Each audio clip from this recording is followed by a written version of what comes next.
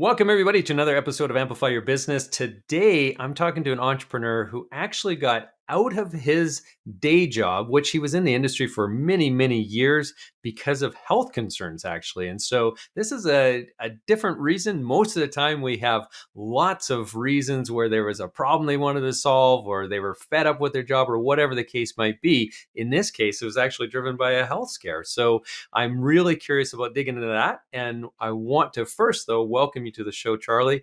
I really appreciate you coming on. So today it's Charlie Aldis. He is the co-founder and CRO of Maven IT. Welcome to the show.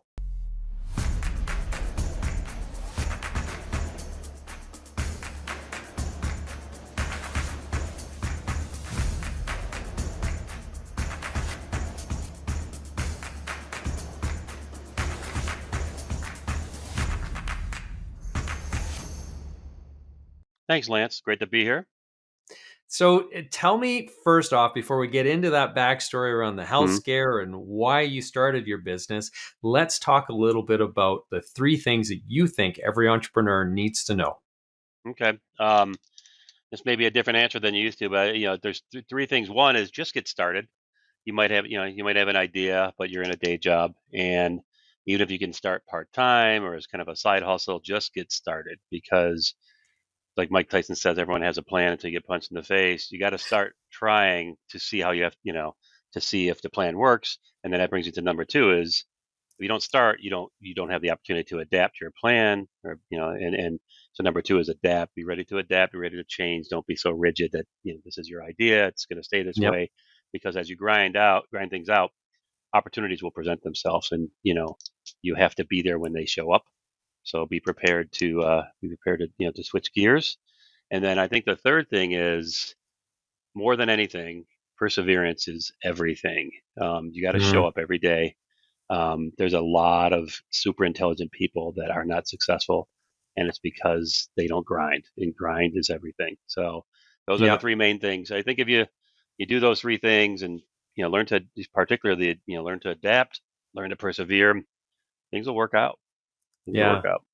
So to the adapt one, I want to just dig into that a little bit deeper Sure. because you shared with me before we hit the record button that you've been in business now for about 5 years, Hmm. and in those 5 years, the business has very much changed compared Hmm. to what it was when you guys first started out, and that's true of just about every business out there. I don't know very many entrepreneurs who are still working off of their business plan that they initially started their business from. Right. Um, yeah, so tell us a little bit about Maven IT. What is it that you do, and what was your focus when you started, and then how has that business evolved? Okay. So I'll do a quick backstory. So Maven IT was actually founded by my business partner, Aaron McCarthy. We had known each other from the telecom industry, had worked together at a company. At the same time he started, I started another company that was just a telecom brokerage and consulting firm. Hmm. Um, Aaron started Maven IT to provide what he called enterprise level managed services or IT services to small and medium businesses. So the technology had finally got to the point where that was possible. Um, and he wanted to provide it to standard small medium businesses. We're in Michigan, so kind of in the Great Lakes area, mostly around Michigan. Um, we joined forces. I was brokering deals, and I kept on running into people that said, yeah, telecom help is great, but we need IT help as well. So I'd bring Aaron in. We did so many deals together. We ended up just combining forces, and that's Hmm. how the new Maven IT was born. Um, so as far as adapting, we were providing services to just traditional small medium businesses, law firms, accounting firms, a lot of manufacturing because we're in Detroit area, things like that. But as we were grinding things out, we ran into a multi-unit franchisee who had just signed an exclusive agreement to open up 50 or so Smoothie King locations in Michigan and Northern Ohio. Smoothie King was And- historically in the South, and for some reason they thought people above the Mason-Dixon line don't drink smoothies or something. I don't know, but they finally did. They actually said that people, when it's cold, you don't drink smoothies, and it's crazy. But so yeah. this franchisee, they had previously owned close to 100 Planet Fitnesses. So they were tenured franchisees. They had Hmm. sold that off and wanted to get into something else that was more in the health, again, still in the health and wellness space. So they had opened the first three, and they were procuring their technology themselves. The franchisors generally don't do that for you, and they don't really provide a lot of guidance. And when they did it Hmm. themselves, they would go to one company for their internet, another one for their phones, another one for security cameras, and so on and so on. And the problem with this is all this technology uses the same network. It's all has to work together, and they were really struggling with the technology side of things. And Yeah. as everyone knows, technology is becoming more and more important to any business.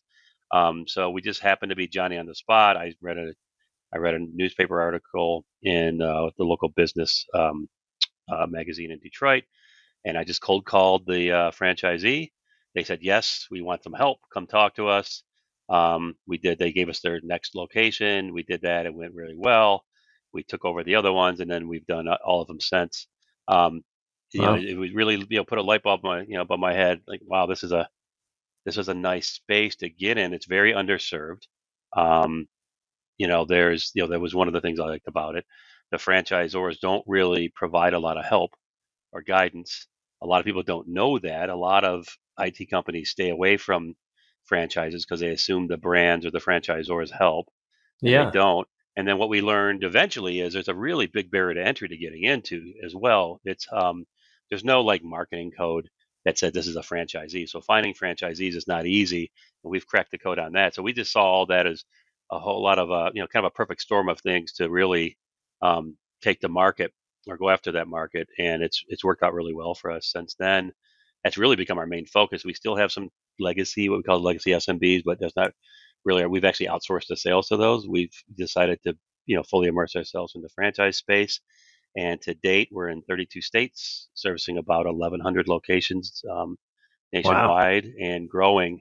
We tripled last year. We're looking at probably doubling this year, and so it's proof that it's an underserved market, and it's really worked out well. And it's just Yeah. it goes back to that. Our first question is you never know what you're going to uncover when you start turning over rocks, and that's exactly what happened. And so it's working out so far. It's been great. Yeah, and what an exciting story because I would have thought, and this is what we were talking about before we hit the record button as well, is that the gateway into those would be through the franchisor because I would just think they're supplying all the systems there, Hmm. Hmm. including the tech stack Yep. and IT services and whatnot. And so it's just shocking that that isn't actually the way that the case is. And so for you to stumble into that is just really cool. Yeah, Um, and the reason they don't is that all they really care about. Franchising is a way to make money off of the franchisors, right? So they do mandate or control anything that affects their royalties, which it basically comes down to the payment systems. So that's yeah, something they do mandate, they do control. Everything else, they leave, for the most part, to leave it on your own until you get to the higher tiers, like the McDonald's, the Subways of the yeah, world. That's more of a, you know, matured concept, and they do have they have like fulfillment centers, and they'll ship out all the technology kind of in a box type thing. But the lower tier, up and coming emerging franchises, and even the second tier, they don't really have that level. As yeah, they grow, they kind of evolve into that, and we're hoping to evolve with them. But um, yeah. most franchises don't provide or even provide guidance for this type of stuff. So. Yeah. Yeah, totally. So now I want to pivot into what I teased at the beginning, which was the reason for you getting into entrepreneurship. And so most people, if they have a health scare, they kind of want to go to someplace more stable, right? They want stability in an area of their life. Hmm. And you did the exact opposite. So tell us a little bit about those early days. Why did you leave your job? Because you were in it for or in that industry for 30 years. You were in the job as an executive for more than a couple decades. Hmm. You had probably an incredible job, an incredible stability there, great pension potentially, and everything else that comes along with that kind of tenure. So why did you leave that all behind and jump into entrepreneurship? Well, there's a couple of factors, and you're right. It was, I had worked my way up. I grew up inner city Detroit. I grinded my way. I became an executive at 30 in the telecom industry, Yep. and did really well. I mean, I happened to get into industry that was really expanding in the United States. They had broken up the monopoly back in the 80s, and it just kind of went crazy from there. And I was at the front end of that. And, truthfully, I got a job in that industry at 18 while I was going to school. That's how desperate companies were to get people in, and then just went from there. Went really Yeah. well. Um, uh, you know, But after 30 years of it, first of all, telecom's kind of a nasty industry. It's very competitive. I didn't know any different. But culturally, it's not a most telecom companies are not great places to be. It's all I knew. But so that was part of it. But I started. It just got increasingly more frustrating and unfulfilling and unsatisfying. And especially in an industry that's just so ultra competitive like telecom was.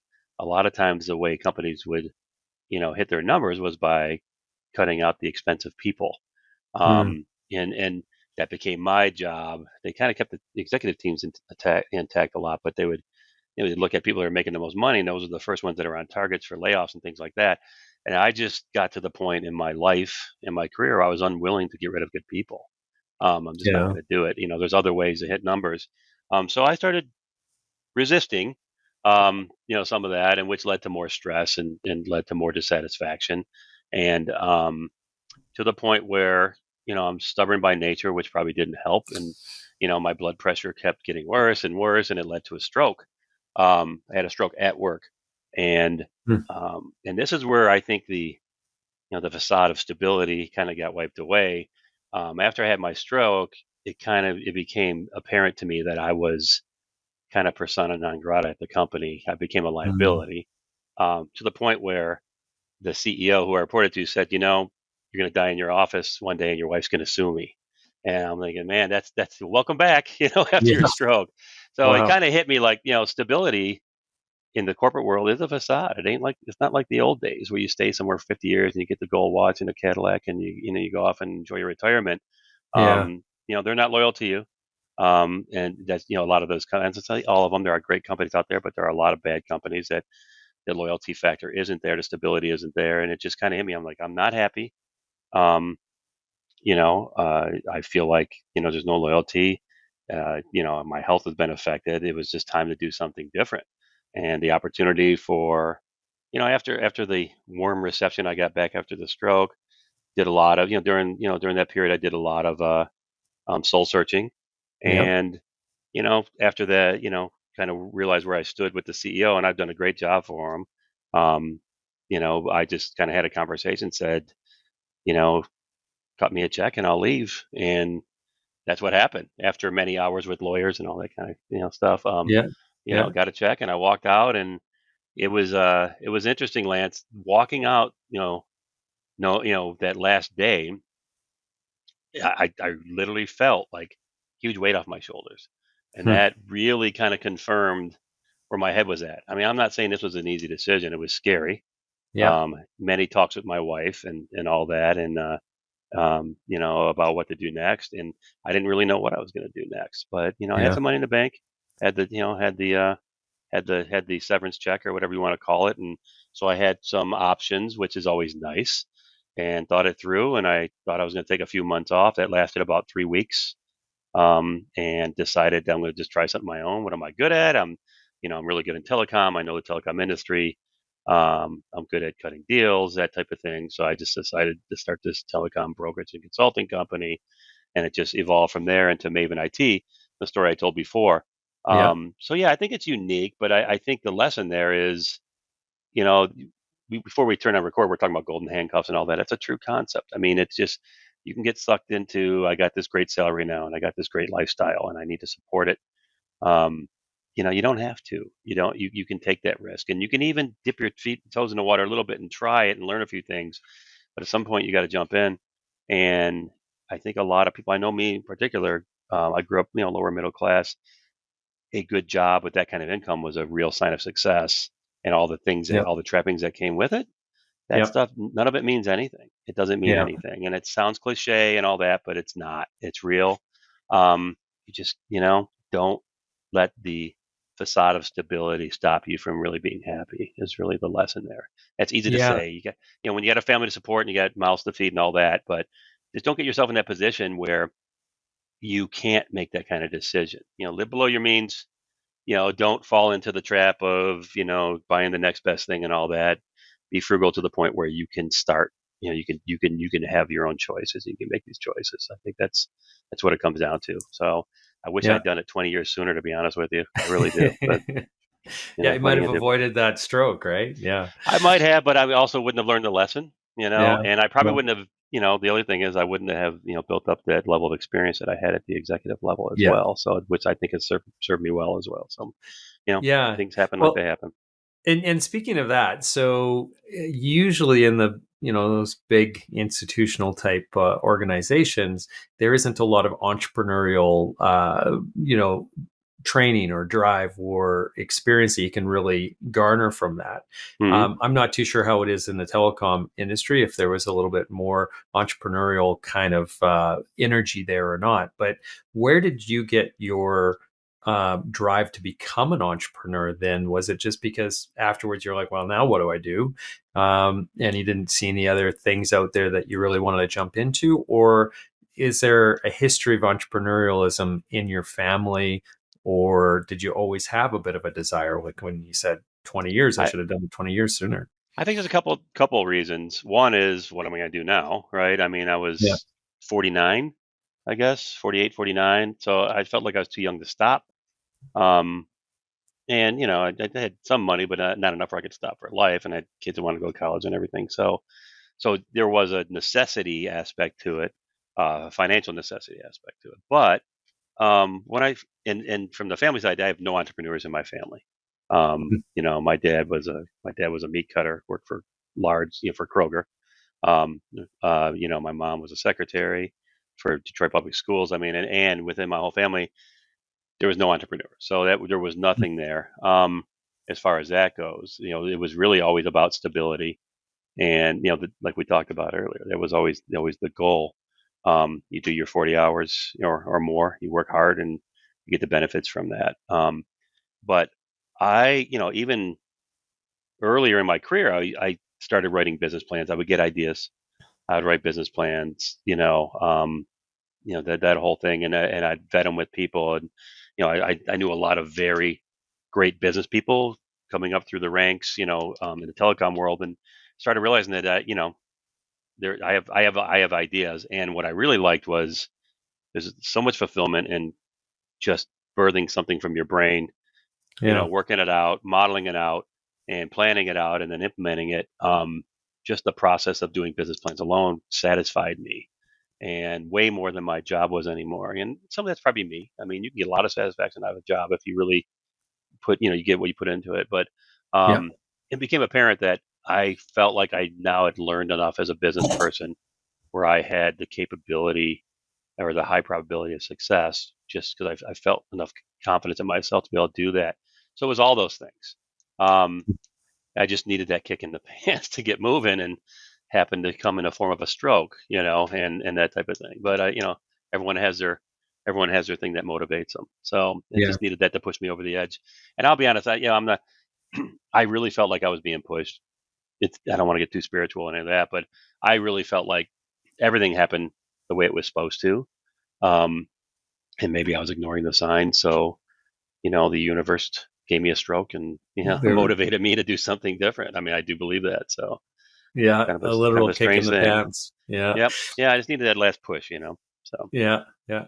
So I'm curious, what do you think with your corporate career, what you learned there has set you up for such rapid success over in your entrepreneurial journey here with Maven IT? Because there's a lot of people that don't, start IT companies or co-found them hmm and see the rapid growth that you have experienced. And obviously, there's some things that fell into place. You identified those opportunities as you started to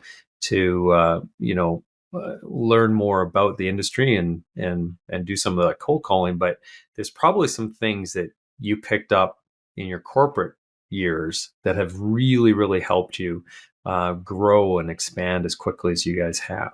yeah, there absolutely are. There's a few things, again, like the last answer. One, for me personally, I started off as an accountant and in accounting, and accounting is great if you want to learn the language of business.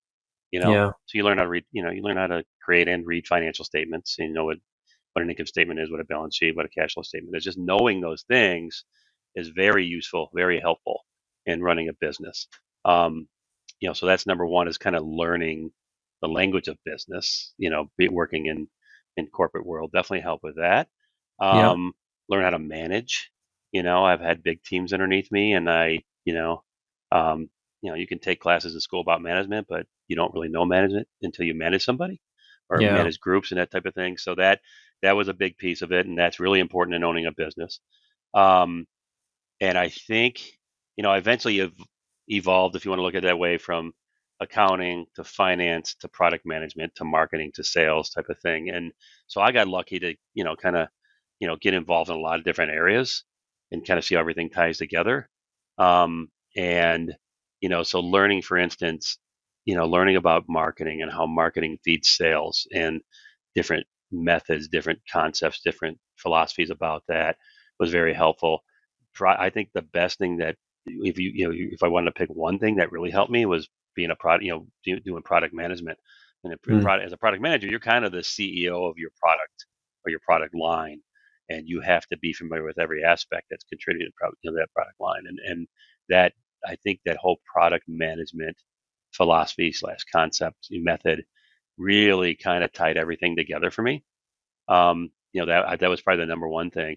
Um, so all the, like I said, all those things, but being a product manager more than anything. And I think the last thing, actually having some sales experience is important. To Yeah. really understand business, you have to sell. You have to Yeah. at least try selling. Otherwise, you don't really understand the business world until you sold or tried to sell, because that's a whole nother world in itself. And I think that was the last thing that just made the difference. So it's Yeah. really all those things.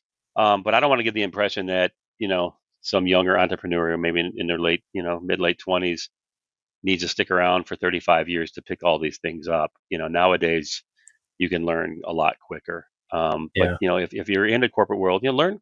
There's nothing wrong with being corporate for a while. Just try to learn as many things as you can if you want to be an entrepreneur, and see how established companies do it, and also learn the good stuff and the bad stuff. Learn how to do it and how not to do it. Yeah. There's a lot to be learned from seeing things done the wrong way.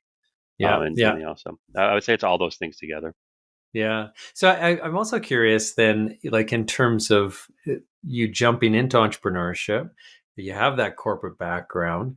What did you find most frustrating or challenging about that pivot into the entrepreneurial world, where you're starting this, you're running it, you're growing it, what was Yeah. some of the big challenges there?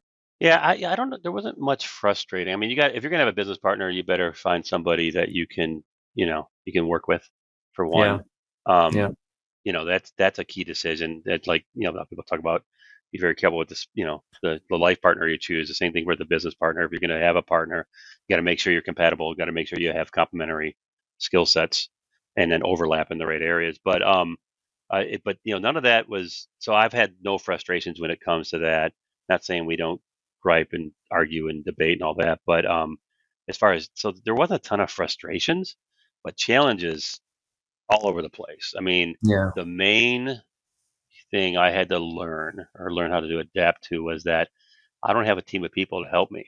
Um, it's, every the decisions, things are up to you.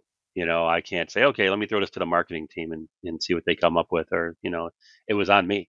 It was Yep. on me, and that was I mean, I at one point I had, over 100 people in my department in the corporate world, so I had someone to do everything for me. I could find someone to do something, and I was just leading the team. Going to to the entrepreneurial world, you're doing it yourself. You're your own resource, and Yeah. so it's up to you. That's a big thing. But I tell you, I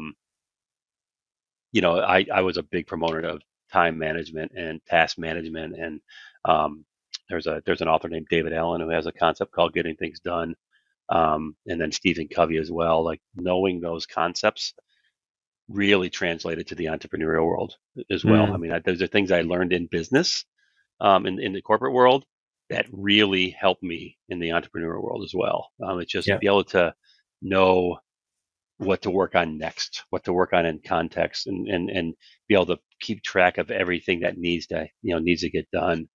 Um, I go to bed at night not worrying. I don't go to bed at night thinking about everything I got to do, because it's in my system. So I pull up my dashboard every morning, and I know what needs to get done today or tomorrow, Yeah. the next day, and then things don't. I sleep well because Yeah. I'm not sitting around worrying about those things. So it's all those things, but um, so I did adapt to the lack of resources, but I also benefited from learning, already knowing some methods to manage my time, manage my tasks, that type Yeah. of thing as well. So, Yeah, it's one of the biggest lessons that I hear over and over. We've done now a little over 240 episodes, I think. So, talked to a lot of entrepreneurs, and one of the common things is that systematization. Right, if you don't have the systems in place, it's really difficult to scale. mm-hmm. And then going, I love what you're talking about in terms of being able to sleep at night, being able to turn your brain off because you don't have to fret about something, or you're not laying there and then all of a sudden like, oh shit, I totally forgot I had to put, do this or do that. I got to get that on my task list. You've got your dashboard already, Yep. and the next morning that you're going to get up and you're going to be able to identify the highest value items for you to be really focused on for that day. And Yep. that's key. Yeah, that's Yeah, I really learned I cool. learned that the brain is a bad place to store things. It's a great place to generate ideas and be creative. Yeah, And if you're trying to store too many things in there, that creativity gets squelched because there's only so much room, is the way I look at it. yeah, So I use, and I say system, I mean, it could be as simple as a list, right? Or just a yeah, way of doing things. And I'm a big proponent of this getting things done concept as far as like managing workload. But um, if you can free your brain of all those things you have to remember, it just frees up space to be creative, be innovative, to yeah, and you gotta carve out time for that important stuff. yeah, What Stephen Covey calls quadrant two activity. It could be as simple as recreation, like getting away for a little while. I've yeah, noticed anytime I'm, actually participating in recreation, which it includes the word recreate, which is what that word means. Ideas pop in my head all the time.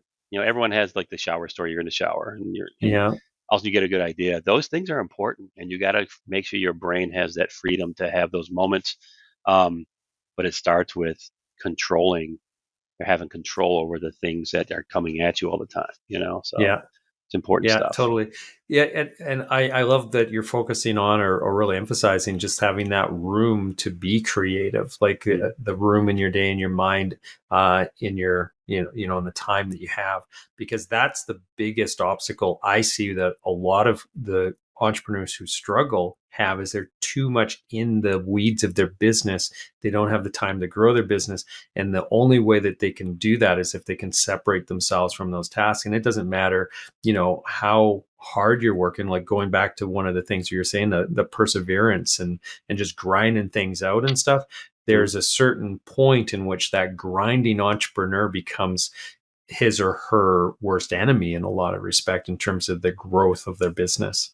That's an easy trap to fall into, and Yeah, I feel like I'm really good at being disciplined enough to make time for those those activities, those creative activities, but you have to I hear it a lot today. You got to find time to work on your business, not in your business, and it's yeah, true. And you have to prioritize. I mean, put time on your calendar, block out time on your calendar, even if it's just an hour a week.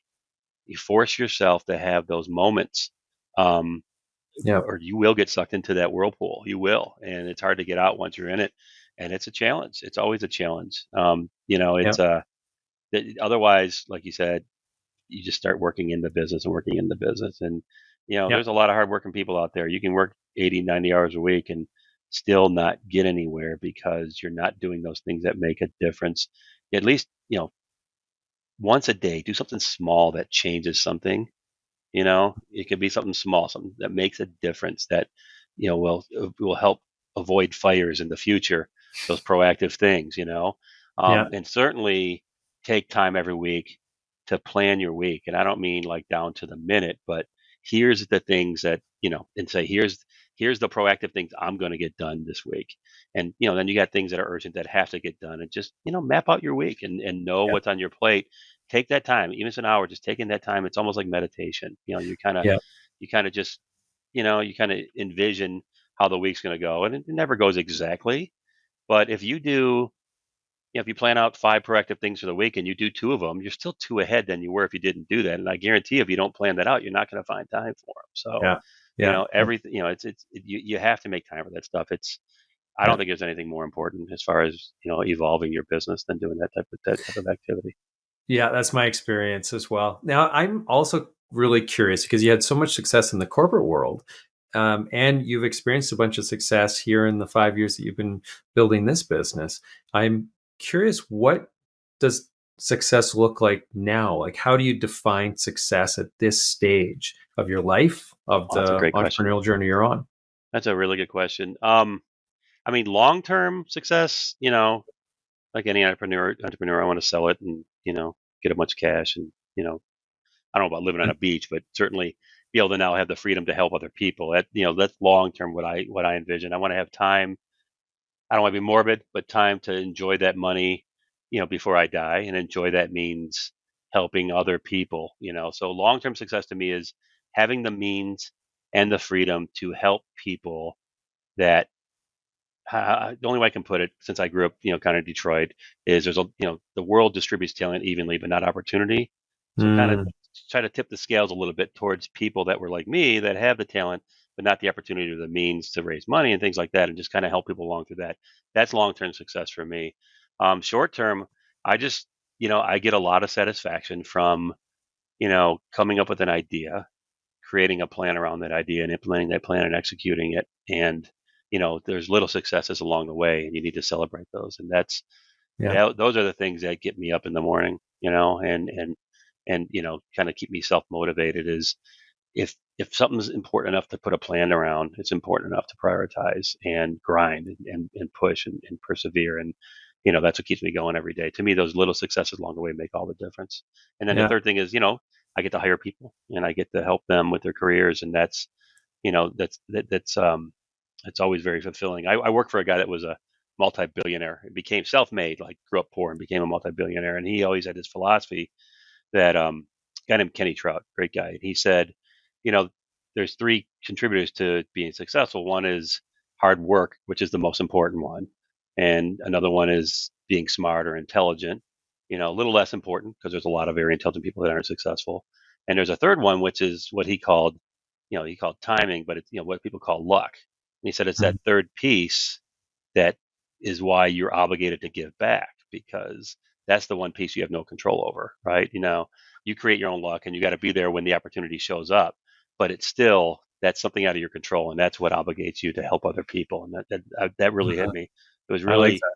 yeah. And this is someone who's worth $2.5 billion, and he still Yeah, thinks that way. So, yeah, that one was that was a very something that really resonated with me. And I hope to have that opportunity. I'm probably not going to be worth $2.5 billion, but a small fraction of that, and still have the means to help other people, whether it be my yeah, own kids or someone else's kids. I mean, yeah. that's an important piece. So Yeah, I really, really like that story. Thank you for sharing his thoughts on that because and also to go back to, what you were talking about earlier in that, and that's the joy you get out of like hiring people. And that's one of the things that just jazzes me up every time hmm we get to add one more person to the team. That's one more family that yes, is being supported by the things that we're doing, the right. And so I look at it very much in that way in terms of the number of families that are being impacted by this. I could have been a job taker, hmm instead I'm a job maker. yep, And that's a really powerful thing, and something that I think, in some ways is recognized, but in a lot of ways is forgotten when we it is. talk about small businesses and entrepreneurship and so on. Yep. Yeah, capitalism gets a bad rap, right? And I understand why. Yeah. But not get too philosophical or political. But what we have today really isn't capitalism; it's cronyism. But capitalism, in its Yeah. truest form, is a very pure good thing, and because of that reason, and that's one of the reasons I wanted to get out of the corporate world, is because a lot of times I had to fire people, and Yeah. I there's probably one exception to this, but every time I fired somebody, I knew they had to go home and tell their husband or tell their wife, tell their Yeah. kids, and it's I'm actually getting emotional, which is rare for me because it hurts. It hurts knowing you're putting someone in that position, even if they Yeah. quote unquote deserved it. It's what they're walking in, and if firing gets easy for you, there's something wrong with you. Yeah. So on the flip side, like you said, you know, you know, so take it, flip it around and turn it into the positive. The impact you can have on somebody's life, even if it's just small, you're giving some, kid out of college their first chance, and you get a chance to mentor them and teach them, Yep. and teach them not to do make mistakes that I made, and guide them and see them thrive and grow. And that moment where they come up with their own idea and it's a really good idea, that's always a good day, where they, hey, what about this? And they thought of something you didn't. Then Yeah. you're like, yes, I mean, I try to hire people that are smarter than me, which isn't that hard, but 100%. I really try to do that because it just makes my Yep. life easier, and then when you see them come Yep. into their own, it's an amazing feeling. It really is. And someone did that for me, I mean, I Yep. was 18 years old when I started in telecom. I just needed money for college, and someone took a chance on me. And that happened many times in my career. And Yep. you gotta give that back. You do. So, Yep. Totally. So talking about that younger Charlie, then if you were to turn back the wheels of time and deliver a letter to your younger self, your younger entrepreneurial self in particular, what would be in that letter? What would you tell yourself? a couple of things. One, calm down a little bit. Don't. I had a temper, and I think it kind of served me well at times, but you don't have to get so angry at mistakes that other people make, and you don't have to Mm, get so angry at mistakes you make. You either win or you learn, and focus on that. So I kind of be more stoic, and I mean stoic as in the sense of the Stoic philosophers. Be more that way. yeah. Number one, I think I could have avoided a lot of frustration, a lot of trouble, probably could have avoided some high blood pressure and potentially a stroke if I had thought that way. So that's one. Two, like I said earlier, just get started. Get started. Just you don't Yeah. have to have everything lined up. I think it was my wife that said this to me. She's like, "You're the kind of person when you do a puzzle, it's like you have to sort everything out first. You got to get everything into its sections. You got to get the rim done first or the outside, and it's almost like you want your puzzle lined up, and then at the very last minute you put everything together. And like, what's the fun in that? You know what I mean? Just get started, and it'll start taking shape. And she was right. She was right. I mean, I was the kind of person. There was going to be a bowling outing for work. I'd go bowling, the week before just to get better at it, so I could be good at bowling. You don't have to be perfect at everything. In fact, the fun is in making those mistakes and learning from those mistakes. Yeah. So it's people. It's just the same as people say when you have kids. You're never going to feel you're ready for kids. Yeah. You never. If you wait, you're never going to have them. So if you really want kids, just have kids. And maybe some people shouldn't, but that's a different story. But don't. Nothing's ever going to be lined up perfectly for you to do it. So just start doing it, and you'll adapt, and you'll evolve, and you'll get better at things. And Yeah. mistakes aren't the worst thing that can happen to you. Yeah. In fact, there's some of the best things that can happen to you. It's about the So journey, not the destination, right? it is, and I say all this, but it's sort of hypocritical because I was the worst at that. So if you're talking about writing that letter to myself, I was the biggest violator of all that. I mean, Yeah. I was so afraid of screwing up, so afraid of doing something wrong, and you can't be. I mean, no one gets out of this life without making mistakes. Nobody, Yeah. and Yeah. it doesn't kill you; it makes you stronger, and that is true. That's why there's a saying, because it really means something. So. Yeah. Very good. Well put. Well, thank you, Charlie. I really appreciate you coming on the show today and sharing your experience. I think our audience is going to get a lot out of it. And so I applaud you for taking that risk and jumping in at the time in which a lot of people maybe wouldn't have. And so that's really exciting. And I love the story and all the wisdom that you've shared with us today. If somebody wanted to connect with you, what would be the best way for them to do that? Um, Email is always the best. Part of my Yeah. process is I empty my inbox every day. Yeah. My email address is caldis, so CALDIS at Maven IT Inc. So MAVENITINC.com. So Awesome. CALDIS at MAVENITINC.com. Or they can call me. My office number is 248-781-4703. There you have it, everybody. Well, thank you again. Really appreciate it. And for those of you who are watching or listening to this episode and you really enjoyed it, check out our archives over at amplifyyourbusiness.ca. And of course, you can find us on all the major podcasting platforms by just searching Amplify Your Business. Until next time, everybody have a prosperous day.